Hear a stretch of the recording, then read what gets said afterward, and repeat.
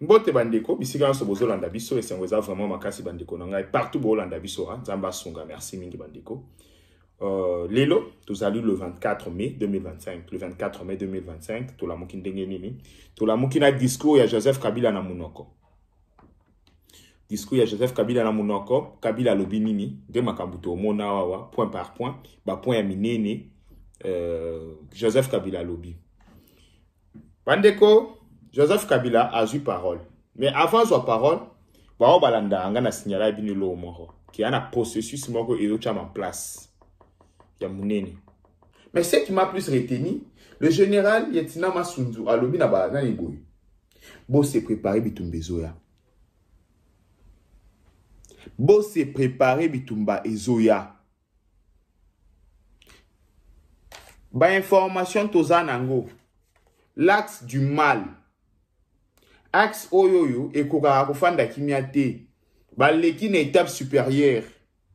Ba leki na vitesse. Moussousou. Balobi bazo lekana. Sabotage total. Boyebi pe l'axe du mal ni na oloba. Joseph Kabila tan wazi parole a lobi ba point et belé. Le long na ocha ba parti wana pe nazo expliquer bandiko. Joseph Kabila a bandi. Non na likambo etala ki armée. Point ya munene makasi. Joseph Kabila a lobi nini ke non. Tshisekedi abomi armée ya tikaka armée ya bien landa. Et comme si cela ne suffisait pas, l'armée nationale est vilipendée, conspuée et tournée en dérision par les autorités qui n'assument jamais rien alors qu'elles sont censées veiller à sa consolidation et à sa respectabilité. Pour les avoir formés, commandés et conduits au front, je connais nos soldats. Bouc émissaire aujourd'hui de toutes les contre-performances enregistrées sur les champs de bataille. Ils ne sont pourtant pas intrinsèquement moins bons, moins nationalistes et moins loyaux. Ce qui a changé entre-temps, c'est la qualité du commandement et de leur prise en charge. Hollandi. Joseph Kabila lobi que non, Tshisekedi a bomi armée, ye atikaka armée moko ya bien, azwa ki bango na ba condition ya bien. Bandeko, discours wana tango na posté yango dès que na CDC, un ancien militaire m'appelle. Abi il ment. Abi Joseph Kabila ment. Bandeko. Ici Joseph Kabila appelle l'armée pour na koyebisa bango ke ba négliger bino na profit ya ba groupes armés. Ba négliger bino na boye, na format armé wana, na sala nango boye bandiko. Prise en charge armée. Mais vous voyez bien. Nyos opezara ndam fota Tshisekedi. Makambo faka sisango depuis kala. Au moment où bat banda olobaki, a pour chasser atinde na CPI, ça aurait été la meilleure chose à faire. Donc ça c'est bien. Joseph Kabila, c'est lui qui a clochardisé notre armée. Si on pouvait voir un militaire danser na bar, si on pouvait voir des militaires qui demandent, qui commandent, c'est sous Joseph Kabila. Débâcle militaire, oh Nyonso RDC, c'est sous Joseph Kabila. Mais aujourd'hui, les gars, ils sortent de nulle part. Je ne sais pas, on leur a écrit quelque chose à Tanga. Il vient lire de n'importe quoi. Pour comprendre ce que silence, des fois, ils allient synonyme et intelligence. C'est bon, comment comprendre ce que Moutou Afan Darakimia, forcément, Azamaïl était. Et à Teki Oloba, non. Parce qu'il y a le pays, il y a un format armé. Abanda pour supporter Bango bien Bandiko. Mais, tu as une prise en charge. Donc, on a salaire, il y a militaire sous Joseph Kabila. On a salaire à militaire sous Félix Tshisekedi. Armement, il y a militaire. Tenu kaka ya militaire. Bandeko, en tout cas, Joseph Zambali Mbisaye, il l'a posé bator et belé. Namboka. Pour Moussoussou, Joseph Kabila, Ameka Kofungola, alobi ke Tshisekedi, azonyoko la bandeko ya est ndenge bakangi système bancaire pour nanga ba fongole la nanga système bancaire aza ko plaider ba fongole la nanga système bancaire ba fongole la ba rebelle ba banque ba piller bandeko ba balanda makambo bien bo remarquer que ba événement landani la Senko aleki atela une semaine asengi ba fongole la nanga ba banque. Au plan socio-économique et humanitaire, les moyens consentis par le gouvernement pour répondre à l'effort de guerre impactent négativement l'économie du pays et affectent la vie des Congolais, surtout ceux de l'Est du pays. La fermeture des banques et des aéroports dans les territoires sous contrôle de AFC M23 impose à plusieurs familles les conditions de vie difficiles et précaires. Pour appuyer. Kabila pa aleki. Aza koloba. Tshisekedi azonyo kolabino. Landa yo moko. Vous, qui êtes abandonné par le pouvoir central, qui semble avoir pris le parti de vous punir, entre autres, en déconnectant les institutions financières du réseau bancaire national et en restreignant le mouvement de personnes et de biens. Oyoki. Alors, il va fongoler là, nanga ba banque. Va fongoler ba rebelle ba banque. Va piller. Bande konanga na yebisi bino ke Kabila qui est sur l'inflation. Na éviter ceux qui Kabila ta entouré na bateau ba amaye la terre muke. Na éviter. Peut-être ba na posa ba ridiculiser na miso ba. Il y a aussi des gens pareils. Ba baya yo déjà na tant ofanda na ba bi OK et comme il autant to bi mise ridicule na miso ba to ba komelie buzo ba. Makamna loba mutu nyonso amaye la contredinga na commentaire son akosi. Na 2015 dollars ils na 100. Donc ça veut dire oui na 1 dollar ba paye ça yo 1000 francs congolais. 2016 1 dollar 1000 francs. Mais en 2018 2 ans à Pamba Kabila ke atiki pouvoir na 1600 inflation pesanga to inflation. Monnaie na biso zaki na chute libre, réserve d'échange atiki l'autre côté. Oui, vous pouvez soutenir monnaie. Atiki la biso 900 millions de dollars comme réserve d'échange. O ba benga ka chute libre bandeko. Ya loko la, o tike li mutu 1000 francs nandaku, mena ba nyongo ya 10 000. Après le bina tika ki 1000 francs. Bo éviter que il faut mutu ndaki luka 9000 abakisa. Bandeko. Kabila nous parle d'infrastructure. Alobi, na 6 ans, batongi infrastructure morte pour la jeunesse. Bandeko, na otangi la bino ba université son akosi boloba, ba rénover inukini. Batongi université ya Kolwezi, batongi université ya Bunya, batongi université ya Kananga, batongi université ya Mbujimai. Ba rénover ba ISC. Pour la jeunesse. Kabila avait besoin de quoi? Combien d'écoles na projet à 145 territoires? Combien d'écoles construites? Oh, yena mandat na yata moko ba construire te. Lelo aéroport yanjili. Ba construction ezali misale bandi. Ye a inauguré ka liaka mbongo apesa ke lo asala ke lo côté. Vous comprenez un peu qui est en face de nous? Tout ça c'est la faute de notre gouvernement. Oui, sur la communication. Communication mouké. Makele lebele. Bandeko, natongo avant la émission, on a zoom tout le monde à téléphone. J'ai eu beaucoup d'appels aujourd'hui. Batunyos ils sont énervés. Kabila, mais pourquoi beaucoup on a sur vos chaînes? Il faut na yango bon expliquer nos mots par mot. Bandeko, Kabila nous parle de non-respect des accords régionaux. À lobby, il y a une stabilité moi sur le plan régional.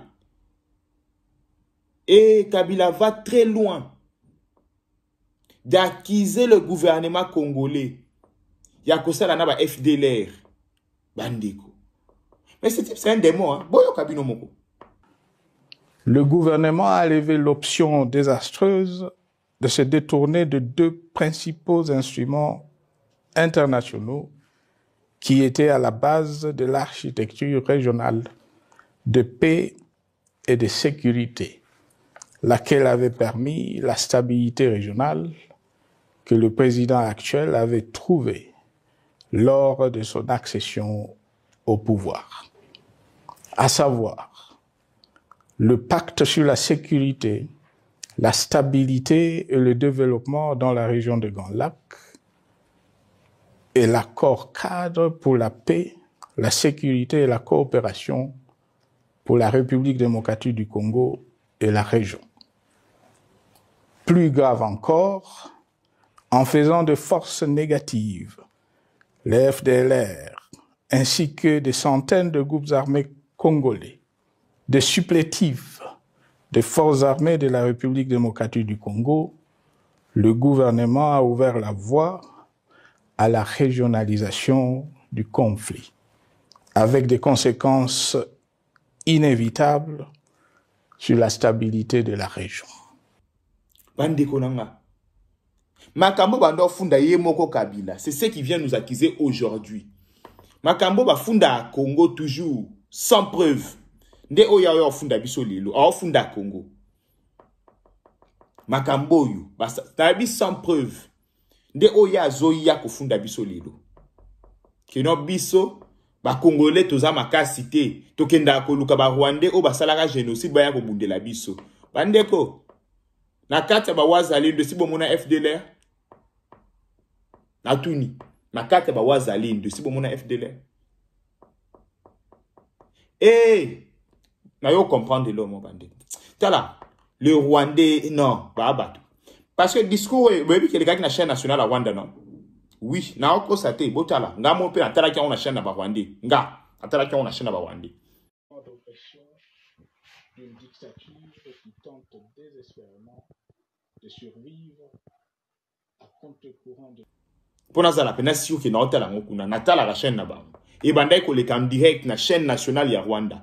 Ya loko un jour, ancien président ya Rwanda oloba, bacha on a RTNC. Moi na ba on mtazo loba bandiko. Et ici, je félicite le chef de l'État. C'est le temps que le Congolais dirige le Congo na manière na bango. Ya ma beto ya malamu na manière na bango. Parce que là, c'est du vrai n'importe quoi. Ya quoi accuser biso. Que tozo copier na ba FDLR. Yemoko Kabila ba accusa kaye. À l'époque par le Rwandais qui a soutenu ba FDLR. Abomisa ba Mamadou Ndala. Abomisa ba na batu. Que tozo ça la combat moko juste. A kosa biso. Que contre M23 tozo bunda bitumba moko juste. Bana batu ba kufa, bana batu ba kota na makambu. Mais les lois zo ya biso que ba revendication ya M23 est légitime. Moi mon balo ça na batu quoi. Mamadou c'est quoi kufa pour anine. Ceux qui basaki na ba revendication légitime. Pourquoi ko boma Mamadou Ndala? Pourquoi? Pourquoi ko tinde na front? Ba onyo so ba kufa wana. Pourquoi bo tinde ki ba on na front? Ceux qui M23 basaki ba congolais ba na ba aspiration pour na Congo. Pourquoi le faire? Et il y a des moutons. Oh, bah, Hollande, bande qu'on a comprendre la logique à Kabila. Kabila, tellement abomaki éducation. Abomaki jeunesse congolais. Il s'est dit que Aozo Ngaya Kolobi la bango. C'est bon, on va comprendre. Mais nous, les éclairés, biso ba auto atteint pour réfléchir. Mon discours, zéro. Et PZT. Et PZT. Je vous dis. Ils ont vrai foutage à gueule. Bandeko, aye ko paye sa piste na ya solution. Aye ko lobaki azo sale la 12 points. Point ya liboso. Ko cha fin ya dictature ya Tshisekedi. Non. Tipo a Pumbwara. Bondi milanga. Kabila Pumbwara. Et puis ba loba pe ke kindo kia ke mukole komisa mutuma elete. A Pumbwara. Kabila peut parler à dictature na Tshisekedi. Bandeko. Tous na olota na otu na question. Kabila. Alors ba ke Tshisekedi aza dictateur. Te ba to esprit baza. Bolanda na no 12 points na ye, après na ozongi la bino. les 12 points suivants. 1. Mettre fin à la dictature, mieux à la tyrannie. 2. Arrêter la guerre. 3. Rétablir l'autorité de l'État sur toute l'étendue du territoire national. 4. Restaurer la démocratie en revenant aux fondamentaux d'un véritable État de droit. 5. Rétablir les libertés fondamentales. 6. Réconcilier le Congolais et reconstruire la cohésion nationale. 7. Relancer le développement du pays par la mise en place d'une bonne gouvernance économique, une gestion administrative et financière orthodoxe et une répartition équitable des ressources nationales. 8. Relancer le dialogue sincère et permanent avec tous les pays voisins en vue de l'instauration de la paix et du développement durable dans la région. 9. Rétablir la crédibilité du pays auprès de partenaires au niveau tant régional, continental qu'international. 10.